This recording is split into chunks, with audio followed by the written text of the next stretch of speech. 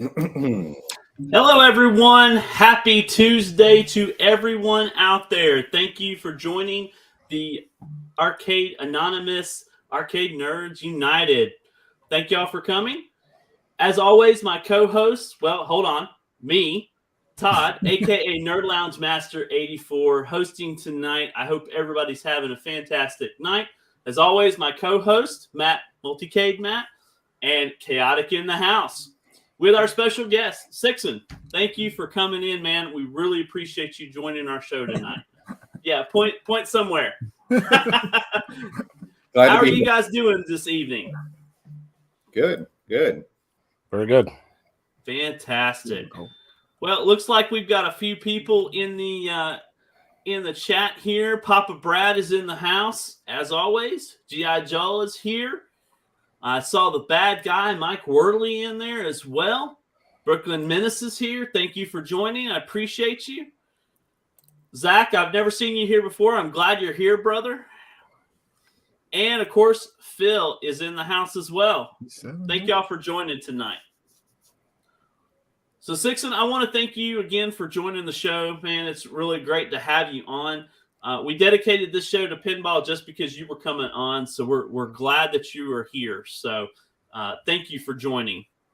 No, I appreciate it. You know, pinball's a love of mine, as I've shared with a few of you, whether it's virtual, whether it's physical. There's just something about it that keeps me coming back to keep playing. Fantastic. Well, tell us a little bit about yourself. We got to know you a little bit behind in the backstage there, but tell us a little bit about yourself, and love to see your arcade room. So take it away. Sure. Like many of you guys, I grew up in the mid '80s, and so I spent a lot of time at the mall playing arcade games, playing pinball games in the mid to late '80s and then early '90s before they kind of disappeared out of my life, just like they disappeared out of yours. And it was a ton of memories established there with friends and family. And you didn't really remember what you were missing in the 90s and early 2000s. But then, after my kids were born, you start kind of reflecting and saying, what experiences do you want them to have that you had, right? And one of them for me was definitely the arcade feel, the arcade games, the retro games, the simplicity, and yet addictive nature of them. And so right about that time, eight years ago, when I had that thought, I kind of stumbled upon a retro arcade not far from where I live that basically was a private collector that has been buying these games since the early 90s. And so he has probably 300 80s and 90s arcade and pinball machines. That's crazy. And he grew up in this small farming community that has one of those kind of iconic squares where there's like 4 buildings, right? Yeah. That the time has kind of forgotten.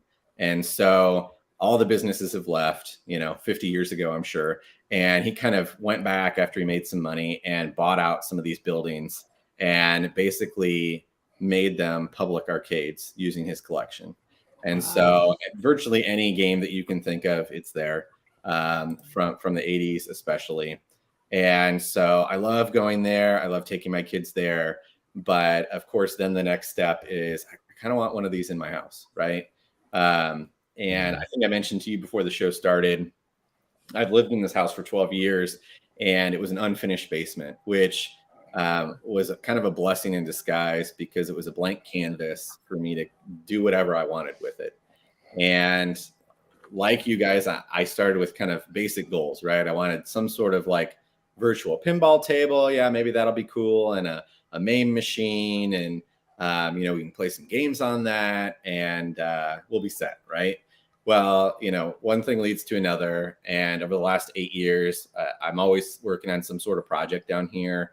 And it's kind of culminated in this. And we're not in the final stages yet. There's still more to do. But, the work is never done. Exactly. Yeah. So with that introduction, maybe if you want, I can take you around and just kind of give you a feel for what I have down here. Absolutely. I'm sure everybody in the chat would love to see that. Sure. I will try to go very slowly to not make you sick moving. But so I think a few of you saw I've got a home theater over here, with like theater seating and stuff like that. So that's a 110-inch projector. And, I play some games there through the NVIDIA link back to my computer in the Steam link. And so like a lot of the virtual pinball I can play just sitting down there on the 110-inch screen. But we watch a lot of movies down here. And I've got an e-drum kit that I can hook up to Rock Band and, get the surround sound going. And you're giving Chaotic a lot of ideas. I just see the wheels turning, and he's thinking. I'm just gushing. Yeah. So then you kind of come into the gaming room, and my latest addition here was a gumball machine because, creating the vibe in your arcade room is super important. All of you guys know that, whether it's the lighting and the artwork and, the random touches that kind of make you feel like you're somewhere not in your house, right? Yeah. And so then I've got my arcade one-ups here. I've got the Pac-Man Plus Cabaret. I've got Ridge Racer. And then I've got Tron. And I try to have a piece of artwork from a lot of the pinball machines that I own or have owned. So like I've got Willy Wonka over there. You notice Willy Wonka's an artwork piece there. But then as we kind of rotate over, we start getting into the pin lineup. So I've got Teenage Mutant Ninja Turtles. I've got Elvira, House of Horrors, which is probably one of my favorite games right now. I was showing you guys before the show started. It's even got the topper. So like, yep. So during the game, awesome. Talk about that scared the crap out of my kids like the first 5 times. Right? I'm sure. So where's P-Dubs when you need him, right? Yeah. And so then I got Mando and the topper here. Oh, there she is. Yeah, Godzilla's Godzilla. You all right over there? Oh my god. Premium. I think I'm gonna mute Brian for just a minute so he can collect himself. Ooh, right. Yeah, no, it's a great game. I just got that a couple months ago. Yeah, I think you shared pictures on Discord of that. Yeah. Yep.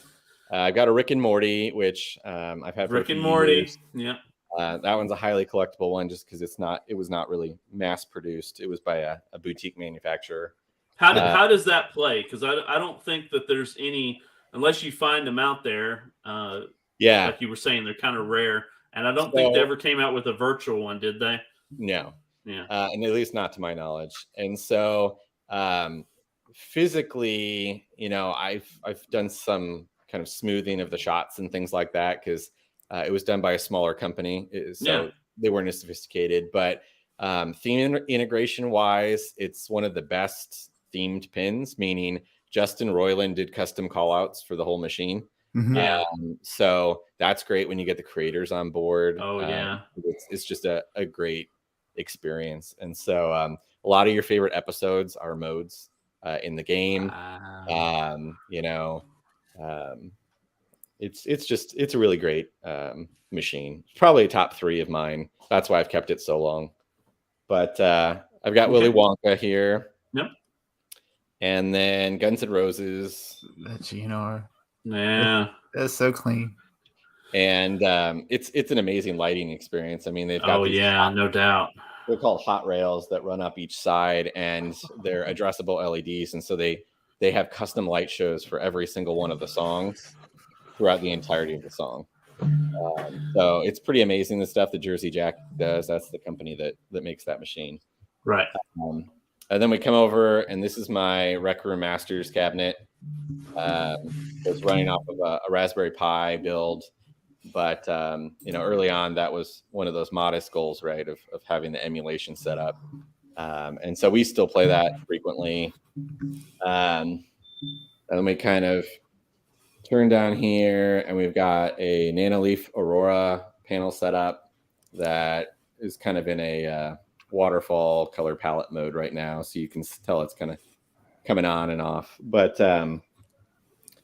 I've got 3 gaming computers for my boys and I to play games, Overwatch, things like that together.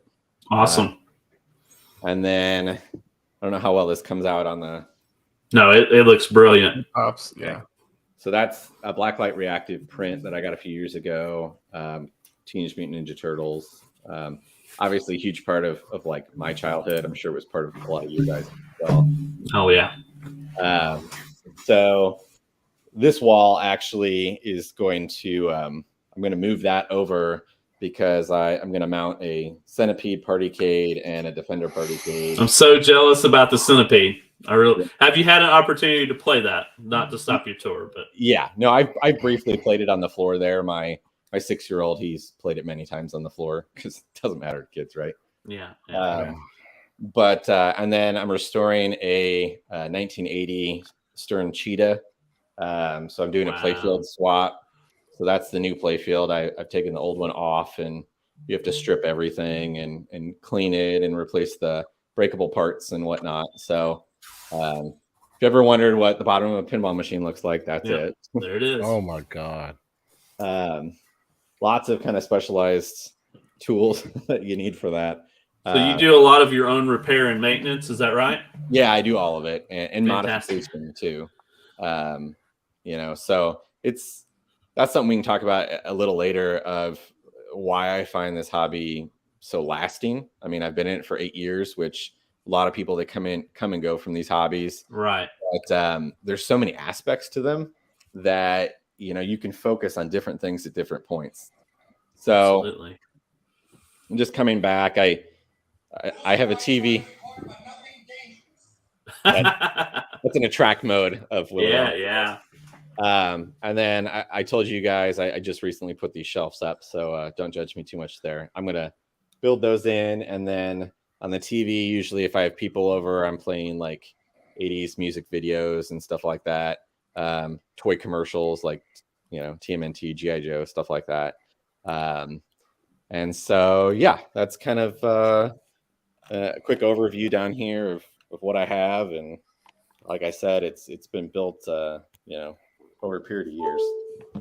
Wow. Well, thank you for giving us the tour. That's fantastic. Yeah. I think you've left the chat speechless. I know the bad guy here said, "Do you make content on YouTube, Sixxin?" And I think you told us a little bit in the backstage. But go ahead. No, I'm just a guy who loves the hobby. I'm super busy, generally speaking, with my kids. They play like every sport known imaginable. Like this past weekend, I had 7 baseball games and 2 soccer games. Wow. So I don't get a lot of free time. I love talking to people about it and kind of, learning from other people and going through the trials and tribulations of the hobby with them. But in terms of content, it's not something I have in my cards right now. I completely understand. All right, guys. Y'all two have been quiet on the bottom here. No worries. Yeah, I'm going to ask the ultimate question, which is probably the most predictable, right? What's your favorite table?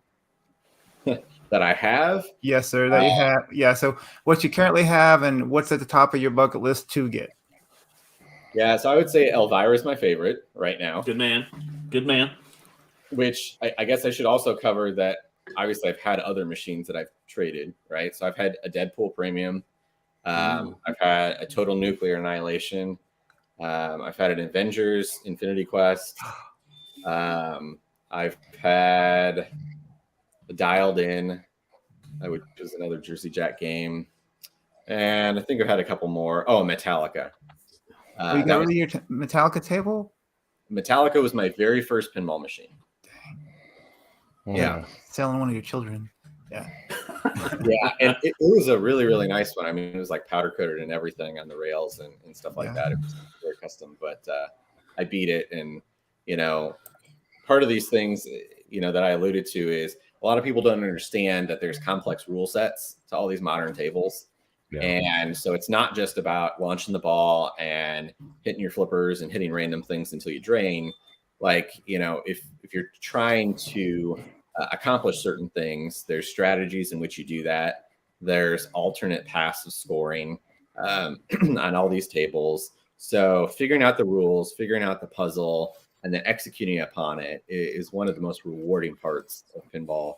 And it's what keeps you coming back for more, because the randomness of the events, the randomness of the physics creates a unique experience every game. Right. Hey, Sixxin, I wanted to show you this from G.I. Joel. He said, this is interesting. I'm totally expecting it in my head, pictured Sixxin as a 70-plus-year-old man. So I don't know how you want to take that, but that. Well, I am wise beyond my years. Yeah, exactly. Right. You look good for a 70-year-old, right? And then Stupid Fat Hobbit, love you, dude. Glad you're here. Sixxin, you are like me, love the hobby, don't have the time to commit to content, but would look at pretty lights in my room. So that was a great comment from Stupid Fat Hobbit. The blessing is Stupid Fat Hobbit, he randomly does like an arcade tour. Like, even if that, Brandon, like if you don't have the time to like do consistent, content, like, every 6 months, just post a video and then like people would watch it. Yeah. No, I know people that do that, and that's a good idea. That way you can get in there and talk with people and interact with people that you want to interact with. Of course, we love you on Discord, so keep doing it in there for sure. All right, cool. All right, now go back to what's your most coveted or the top of your bucket list that you currently don't have? So there's a lot of machines. I think right now there's probably about 30 on my wish list. And towards the top of that, I would say Black Knight Sword of Rage. I'd like to get one of those and play one of those. I think there's newer tables like Foo Fighters Premium that I'd love to play, just because that's period accurate for me. Like the Foo Fighters were kind of during my junior high school, early college days. And so, I'd probably get one of those two next, is my guess. Yes, sir. And that is something that I do frequently. I mean, I try to keep my games for a few years at a time, just because I like to play them to completion. But occasionally you'll just beat one fairly quickly and you move it on. And there's a real vibrant collector community where I've had doctors from Indianapolis drive over here, or people from St. Louis or Wisconsin. They drive down and swap machines. Correct. And also the blessing is that, they don't really depreciate that much. They hold their value significantly well. So this is something that I think I've talked about just a hair in the Discord early on, is, pinball seems inaccessible to most people, like physical pinball, of owning it in your house. And there is a significant barrier of entry depending on the type of machine you want to have, right? Yep. But you can start the hobby at certain entry points where, a lot of people buy a Capcom Break Shot as their first machine, and you can get one of those for like $1,800. Yeah. And, that's fairly accessible, right? If people save up money and you'll buy it and you'll hold it for, a year, and you'll play, the snot out of it. And then suddenly it's like worth $2,300 when you go to sell it, right? Yeah. Because these things hold their value really well, and the market's generally appreciating a little bit. And so then when you go to sell, you got $2,300, and maybe you've saved another $500, and you buy a Firepower, right? And you just keep kind of incrementally trading up to the games that you want, right? You don't have to go from nothing to some highly collectible, very, very valuable machine. But with that being said, there's a marketplace for that. Like that Rick and Morty, because it was very low production, will never be made again based on the contract, the licensing contract. Like, it's sold for $7,000 new, but it's worth $12 now. Right. Yeah. And so like, if you do that, like now you've just funded two machines, right? Right. So there is a barrier to entry, but you can incrementally get involved in the hobby. They generally hold their value, if not slightly appreciate. And, there's even things in pinball that you can speculate on, like toppers and things like that. The things that go on top of the machine, you can flip those, make $1,000, if you know what to buy and things like that. Like it's like any other, physical art hobby. You can do that.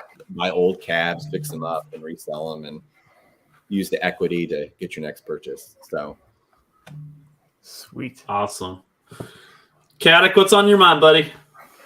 Oh, I'm gushing, man. I played that Godzilla in Gatlinburg when I went. Yeah.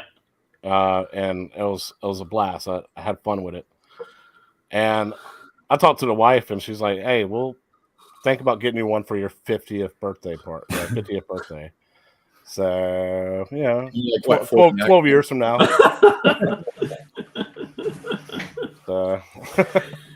No, it's a great machine. I don't know if you know a lot about it, but like the designer is Keith Elwin, who's well regarded as the best modern day pinball player in existence. He truly is phenomenal if you have a chance to watch him play. And about, I don't know, maybe 5 years ago, he went to go work for Stern as a pinball designer. And so he's done Godzilla, he's done Jurassic Park, the new Jurassic Park. Yes, sir. I played that one too. He's done Avengers Infinity Quest and Iron Maiden. And I've tried to play Godzilla. There's a local, and I'll look into Matt. What was that website again you were talking about? Oh yeah, pinballmap.com. Like you just put your zip code in. Pinballmap.com. Yeah, pinballmap.com. I tried to play Godzilla at my local arcade here. I'm in North Carolina, and there's a arcade called Boxcar, and I gotta share some pictures. They've got about 10 or 15 pinballs, and there was a guy in there playing Godzilla, and he wasn't walking away from it. He was just throwing his tokens in. He was playing it. Every time I passed by, he was still playing it. It was like, I really want to try this table out because, I've heard, obviously you shared on Discord, and Michael B, the Game Genie's got a Godzilla, and B Kong has done it and talked about it as well. I just wanted to play it just once, and having a hard time finding it, but that just in reference to that as well. So, yeah, I encourage all of you. I mean, if you have the desire to use that map, get out there. It supports, local route operators, which kind of spreads even more. It's a relatively cheap way to experience these games and still have fun, and maybe a pint of beer at the same time, right? So, yeah, no, it's great. And I started when I kind of re-entered this hobby 8 years ago with virtual pinball via the Pinball Arcade. And that, you got involved in it and you started to remember some of these machines that you saw or played back in the 90s, right? And so that it pulled the nostalgia string, but they were also, super fun to play and challenging, and to work on your flipper skills, to develop those technical sides that carry over into the physical machines. But obviously the challenge in the physical machines is even much higher from a just kind of dexterity level, right? There's tons of different, methods of controlling the ball, passing the ball between flippers, so, depending on how deep you want to get into it, my point is it's not just a random factor. Good players nudge the machines to dampen, the direction that it's going and things like that. So G.I. Joe was asking here, how did you learn to play? Just by playing them, or do you have recommendations to YouTube, sites, websites for learning, lessons, training? Great question. Yeah, so great question. This is an area where I think the Pinball Arcade was way ahead of Zen. And, if you don't have a lot of history on it, my understanding is, around 4 or 5 years ago, the Pinball Arcade lost the license to essentially remake the Williams tables of, a yesteryear. And Zen acquired that license. And so the Pinball Arcade on every single table had a tutorial, and it had slides for everything, right? Like, what do these drop targets do? And how do you start this multi-ball? And how do you get an extra ball? And how do you get a special? And how do you start a mode? And what builds the jackpots during these, multi-balls and stuff like that. And so, on the Pinball Arcade, you could go through and you could view all of the rules for all of these tables. Yep. And so I would always do that. But it also had table goals, right? Yeah.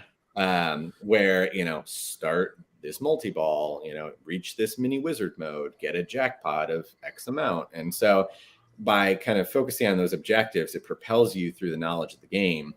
And so that's how I started. That's not available anymore. My understanding is I don't think you can now buy those tables retroactively because they lost the license. Right. Also never watched any tutorials of like virtual pinball people. I know that there are some virtual only pinball people Yes, sir. that put up crazy scores. I never did that. I watch a lot of physical pinball tutorials. Yeah. And there's tons of them out there, right? Oh, I'm sure there is. You just, put in the name of the game, pinball tutorial, and you will find one. Bowen Cairns is a great player who, under the Papa organization, puts out a lot of tutorials.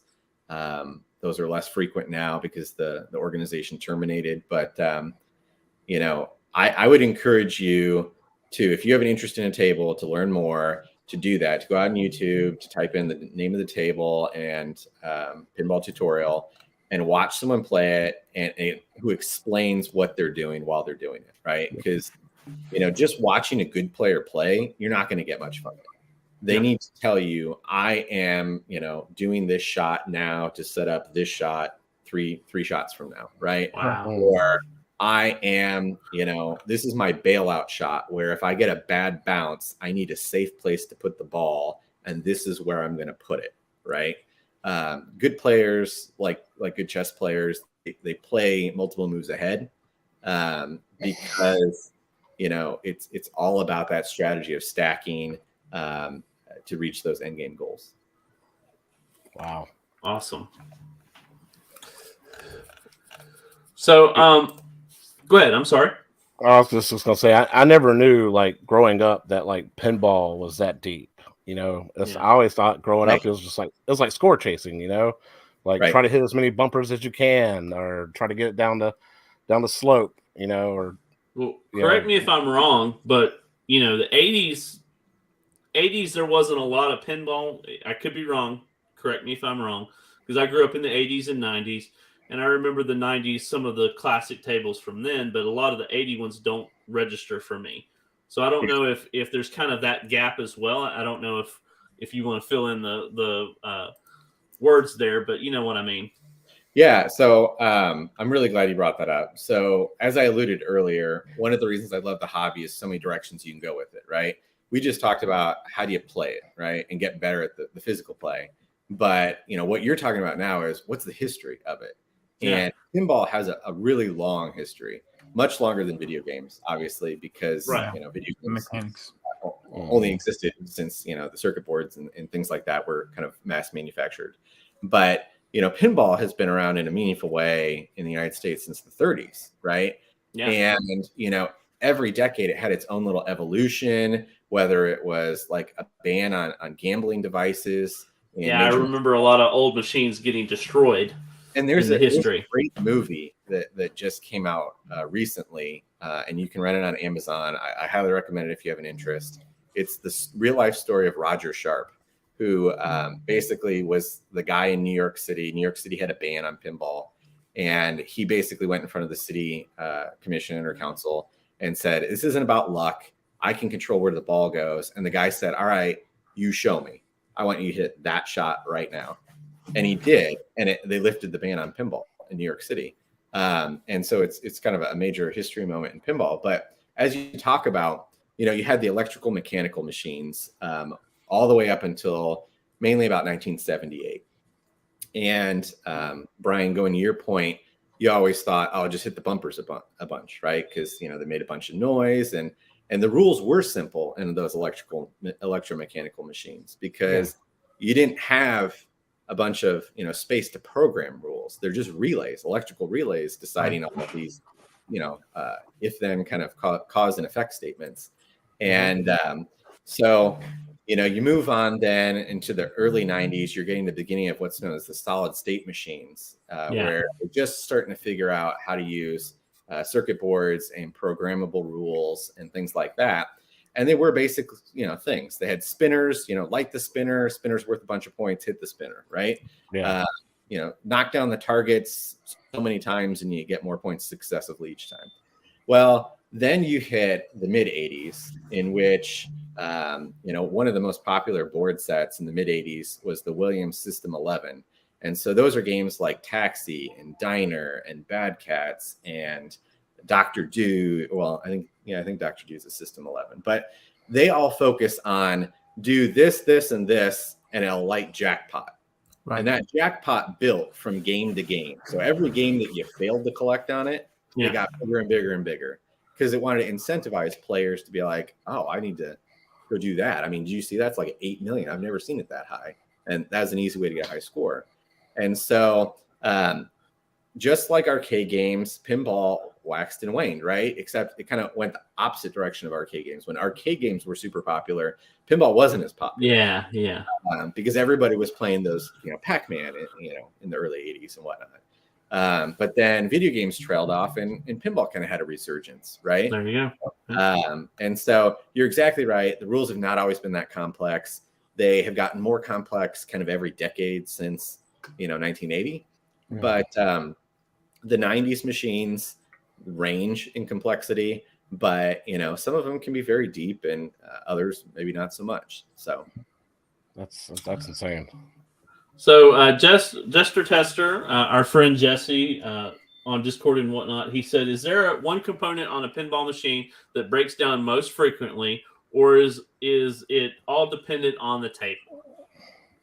Yeah, so it depends on how old the machine is, right? So, newer machines, the electrical components are very reliable.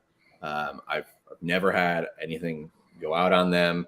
Occasionally, you may have a wire that becomes desoldered, whether it's you taking the playfield up and down and it just clips something, and so you got to resolder it.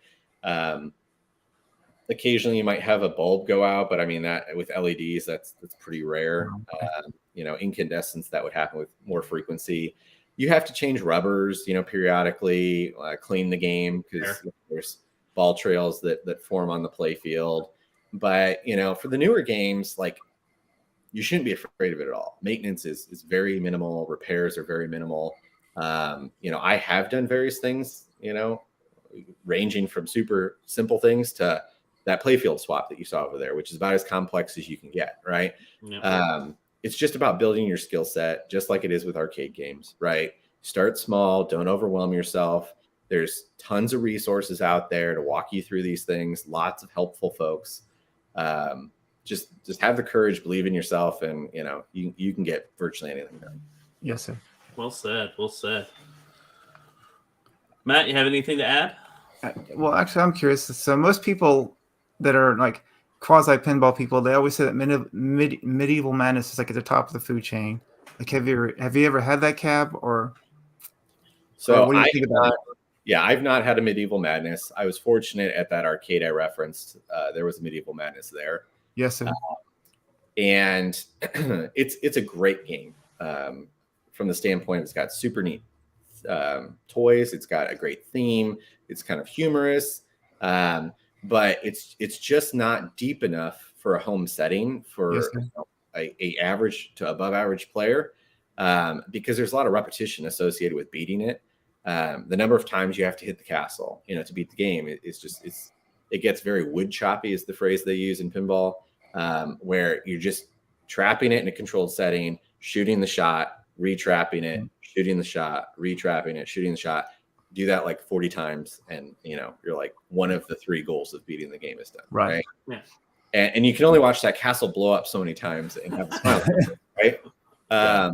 And so it is a tremendous machine. I would say it's generally favored by newer people to the hobby because they haven't kind of come to that conclusion in their mind of that I could beat it fairly easily or it feels repetitive. And so it is a challenge. You have to think about things differently whenever you have any game in your house, right? Especially if you're spending significant amounts of money on it, is that you want to be able to play it for a long time to get your value out of it. And then somebody getting into pinball, like virtual pinball.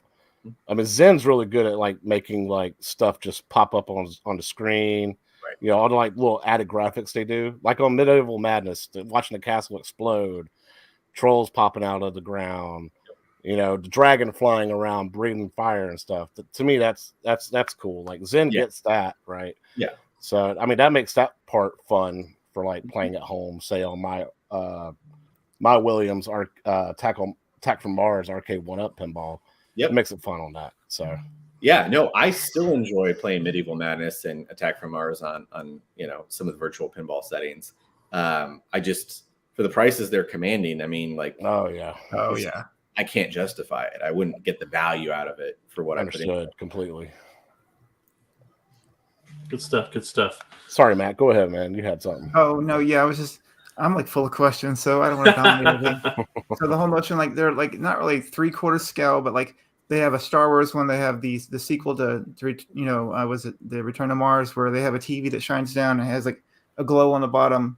They call it Pinball 2000. It was the project to save Williams in the late 90s because they were they realized as a company they were making more money in slots, and they were publicly held, and so their investors were pushing them that direction. And so George Gomez and Pat Lawler were tasked with saving the company through a revolutionary integration of video games with pinball. Yes, sir. So it is a unique, 2 games that are out there before they close shop. Yeah, and they're slightly smaller than the others as well. Yeah, they're extremely heavy though because of the CRT in the top. Oh, yes, sir. Yeah. So, kind of going off of what we were talking about there, obviously you're a real pinball fan, but what is your minimum take on the virtual pinball scene? What are your thoughts and feelings about it? Yeah, so within the physical pinball community, there's kind of 2 camps, right? There's the kind of elitist snobs, right? And you have this in any hobby, right? Yeah. Oh yeah, no doubt. But I'm not part of that group. I started, as I said, with virtual pinball. It kind of whetted my appetite. It exposed me to lots of tables to figure out what I liked, what I didn't. Yeah. It helps me, pick tables to put on my wish list. I mean, I still fire up VPX and get tables, to test them out to see, do I want this? Does it have legs? If I can't play it physically for one reason or another. So I think it's great to expose people to pinball, which then ultimately converts some people to buy physical machines. So I think it's a great kind of gateway. I think it's great as a research and testing tool. I think it's a great way of self-discovery, of figuring out, the rule sets that you enjoy and the type of layouts that you enjoy. So I'm a big proponent of it. I still play it today. I really enjoy hopping on our Discord and, showing up the bad guy scores. I couldn't let him go the entire episode without that. But Yeah. No, Well, I enjoy it a lot. I think it has a great place. So What about my co-host here? I know the bad guy was like, "This guy is serious. I need to beat him in Star Wars ever again. I consider it a major accomplishment." Oh, so Matt, what is your thoughts on real versus virtual? And so it's the whole space issue. Like, as I stated before, like my given space right now is 11 by 11. And so, but the tactile feel of a real pin, like trumps it. Like it's not even close, right? It's like bringing a knife to machine gun fight. It's not fair, right? Yeah. And so it goes back to visiting your local place. Like I can spend a lot of quarters at my local pool hall, before I reach 10 grand or so, but then they have the manipulation of VPin where you can add like knockers on the side. It kind of helps, but it's still not the same thing. Right. What about you, Chaotic? What's your thoughts on real versus virtual? I mean, it's a good gateway, like virtual, right? Like, if I ever wanted to try and get interested, start with virtual, right? The look and feel of my arcade one up, even though it's like truncated, very small, and it's not like super HD or super clear on the playfield or whatever, I still enjoy it because it gets me into it. Mm-hmm. But when you go to like a local bar or local amusement park, something like that has them, there's nothing like that real feel with the knockers and the shakers and the booms and the bells and whistles, right? So it's just, I don't know, man. It's a good gateway. Like if you want to try and get into it, heck, download it on Nintendo Switch, play it on Nintendo Switch or on the Xbox or PlayStation, just to get your feet wet, Yeah, I think that over the last and maybe Sixxin can add a little bit of context to this, but over the last few years, it just seems virtual is coming more and more part of the mainstream where a lot of people know about it, Yep. and that is included to Arcade 1-Up coming out with their machine and ATGames coming out with their machine. But it gets a lot of more people in the hobby of looking at pinball when, you know, it may have been a little separated, like you discussed a little bit earlier. So Yeah. I think virtual, it definitely helped me get into looking at it more. And then, you know, instead of walking past those machines at the local arcade, because I didn't really have nostalgia. I played a little bit, but I never had like lots of nostalgia playing pinball as a teenager or younger. Got me into, hey, I want to really try this machine because it, you know, interests me more and more. And they've kind of merged, right? Because all the newest ones have some sort of, you know, large display that has graphics on the back of it. It's not just a DMD with, you know, a pixelated thing on the bottom to keep score. Yeah, they're evolving. Yeah, you're exactly right. I mean, it's kind of a blessing and the curse in the pinball community because you have these full-size screens or large screens that, you know, put clips of whatever the theme is on there. But the problem is they still have an overall budget to produce the machine. And so what you're seeing is more and more companies are spending more and more money on, you know, their animation and their animators in-house, right? Mhm. The licensing rights to clips from the show or the concert or whatever it is. And that's taking money away from the physical toys on the playfield, right? Right. It's got to come somewhere. And so the biggest criticism that pinball enthusiasts have with modern manufacturers is, you know, they're putting a lot less cool physical toys on the playfield as compared to some of the 90s games, right? Like Twilight Zone. Yep. Twilight Zone's got tons of toys on it. I mean, it's got a gumball machine, it's got a clock, it's got you know, that magnetic upper playfield, and tons of diverters and things like that. And so, you know, the more money they put into those screens and entertaining you through those screens, the less money they can put on the playfield. And I can tell you right now, if you're playing to, you know, achieve an objective, you can't be looking up at the screen unless the ball stops. Right. And so to me, yeah, it's nice, but the screen's not there for me. Other than like status information of where I'm at within the wizard goals or whatever it is. It's there for the people around you that are watching. Right. And so it's a bit of a blessing and a curse. So G.I. Joe asked, how did you stumble across Arcades Anonymous? Okay, so I actually found Outrun the Neon Suns channel a year ago, kind of before he went on hiatus because he had some health problems, right? And I think it was Pop Rock's podcast. Yep. There it is. Right. And I saw this guy, and he had tons of energy, and you know, was very anti-drama. And you know, I mentioned to you guys, I'm a very private person. I don't like drama in my life. I just a guy that likes playing games, right? And so there was something very compelling about that. And so I also, you know, he was a pretty kind of conservative personality, and I like that as well. And so I followed him, and then he kind of dropped off the radar, and then he came back, and then with this new vigor and launched like all of these initiatives and was gathering all you people as if you were like Knights of the Round Table. And still waiting for my sword, Dan. If you're watching, my sword and my armor, you're supposed to be sending it to me. Cut arms. But so that's how I found it. And you know, every year, just from a personal perspective, I try to have some goals for the year. And this year was try to get more involved in the communities in which I care about. Because you know, I participate in a variety of forums associated with this stuff, but I don't post a lot. I kind of intake information, but I don't necessarily put things back out there. And so, you know, tonight's just kind of a step on that goal. But yeah. Awesome. Fantastic.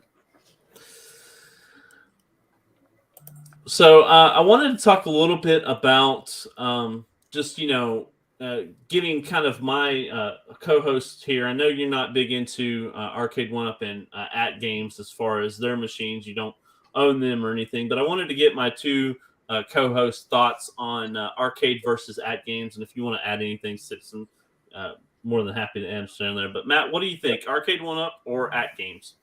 Well, ATGames is most people. It's my first love, right? Yep. So Black Friday 2019. I was like at Sam's, like I saw the little I tore out the little piece of paper and it says it was like $100 off, and I bought my ATGames before they even cracked it open, and I bought it based on the 350 games that it had, right? And then everything just one week they would have Sega, and then they had the Nintendo and Super. They would just do all these crazy releases every Friday. Sometimes it would break something, sometimes it wouldn't, and I just fell in love with. That's where so it'd be Steven with Retro Buzz or P-Dubs or Nostalgia. They would release all these given videos, and you would follow them over and over and over again, and you just built a relationship with them. So you physically, you personally, I know, you feel like you know Patrick, even though he doesn't know me from Adam, right? Yeah. So my first love is that games is the ALU, but then what's lacking is the ALU is the online play, what we do every Sunday when we play Simpsons, right? Yeah. To me, that's where Arcade 1-Up they thrive. They give you technically it's free, right? Yeah. So we don't have to pay a monthly subscription to play online. So they're crushing at that given form factor and what we do. Exactly. What do you say, Chaotic? Arcade 1-Up or ATGames? Well, I own all of my cabinets. I have are Arcade 1-Up, except for my MVSX. Yeah. But I like the nostalgia look of when I was growing up as a kid, seeing the side art, the cabinet art, the shape of the cabinet. That's what draws me to that. So owning multiple of those, lining them up, that's what brought me to it. As for wanting a multicade style deal, I just took one of my broken Arcade 1-Ups that I didn't play as much. My NBA Jam, put a Raspberry Pi into it, and I was able to turn it into a multicade. No. The problem with that is it was fun to tinker with, fun to build on, and work on and try to get everything working. I had more fun working on it than I have playing on it. Because I have 4,000 games on it, and I can't decide what I want to play. Right. So I'll just sit there 20 minutes just scrolling through the games, and it's well, let me make sure it works first. Make sure I got a good ROM. And then I'll go to play it, and I'm I don't want to play it no more. So I'll stick more to my Arcade 1-Ups, man. I guess I'm just more of an Arcade 1-Up guy. Fill up the room, look at the artwork. It's pretty furniture, right? Yeah. So if they keep coming out with more pinball machines from Arcade 1-Up, you're going to have a column like Sixxin with all of them straight up. Now, if they did let's say they did a Stern pinball collection. Okay, that's dreaming, but okay. Right, that's dreaming, right? But if they did Stern, virtual tables, I would buy one of those. But I got the Attack from Mars. I did the 1-Up pin. Yeah, and added more tables. The hack to add more tables. Learned that from Kongs. Thank you, Kongs. I got all of the Marvel. I got all the Star Wars, and I got some Zen pinball tables on there. I'm happy. It's a multicade in itself now. Correct. But I can venture out and be man, this is a real pinball table. I never played this before. That kind of stuff, like Attack from Mars and Fishtails and was it Red and Ted's Roadshow? Yeah. Rad and Ted's Roadshow, whatever you call it. Which is what our current Discord channel is, one of its tables. Yeah. Which I think I'm winning on. Don't kill me, Sixxin. He's up flexing. I'm only going to post one score a week. I do not want to scare people off. Yeah. I survived this week. Really bad. I felt really bad last week. Because when you responded to mine, you're nice. I'm oh, God.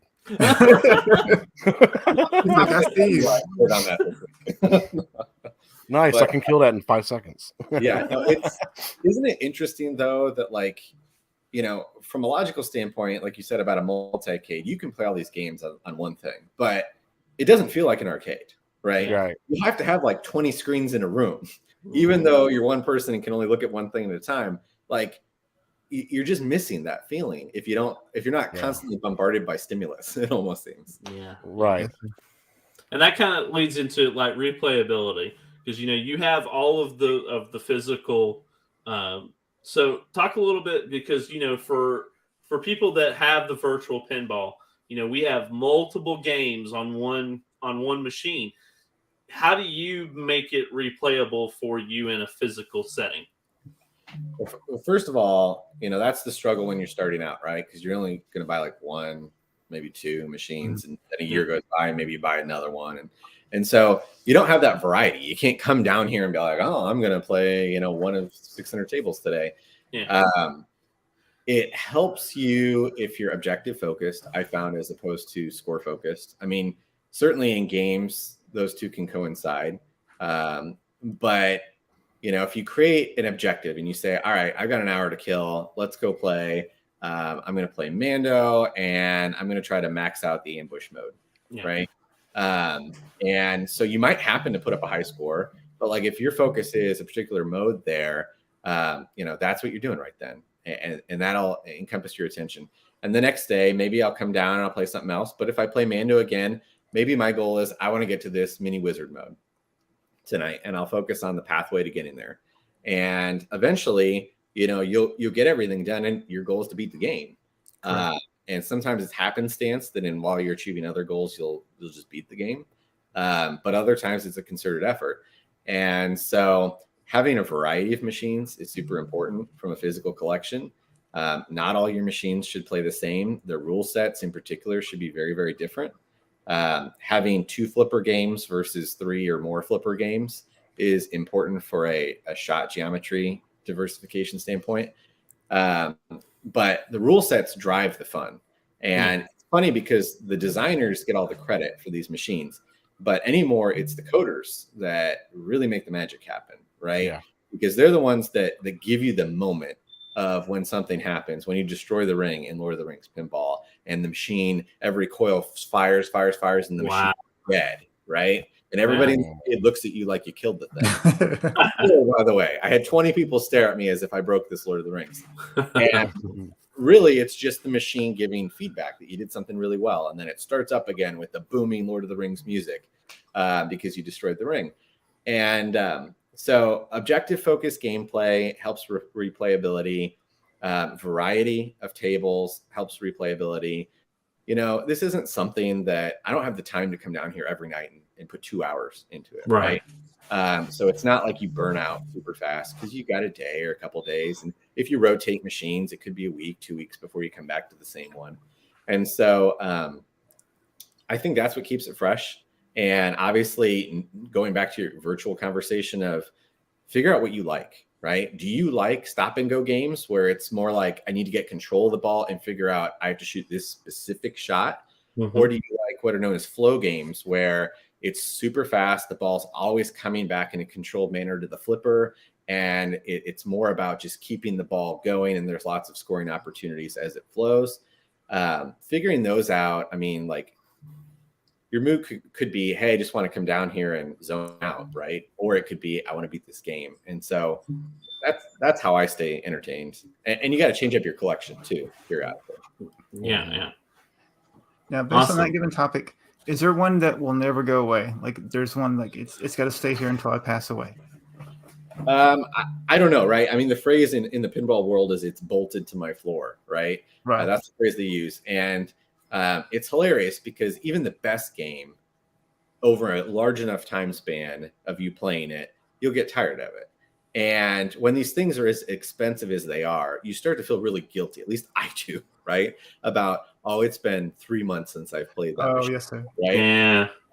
And so you start saying, well, maybe I should move it along. But for my collection right now, I mean, I've owned some of these games for 3 years. I think Willy Wonka is my longest one right now at 3 years. It's just a really great machine. If there was one machine in my collection that won't leave in the foreseeable future, it would be Elvira. I really do enjoy that game. And the programmer, Lyman Sheets, really is widely regarded as the best rules designer. Unfortunately, he had some mental health issues and isn't with us anymore. And so it was his last game at Stern that he coded. Wow. So it's a pretty special game. Wow.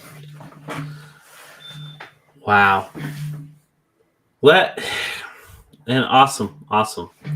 So as we're topping the hour, I'm sure if anybody else in the chat has something that they want to ask Sixxin while he's in. Love to probably get one or two more last questions. Real quick, Matt, I wanted you to kind of cover what you think any requirements for virtual pinball would be. Well, most of them just a decent processor and a GPU of above 4 gigs. It's like DDR5 or DDR4. Actually, we can even ask that. So, Brandon, like when on your VPin, like what do you have? Like, what's your build for your VPin? So I don't have an actual VPin setup, right? I do it off of my computer, and so like the scores that I'm posting in our Discord, I have to do caveman style with the shift buttons on my keyboard. Oh, yes, sir. I don't even have a controller, and so it's quite difficult there. But I do have a controller where I can use through my Steam Link on my projector. But the problem is with Zen in particular, the latency there. Yeah. Is not there.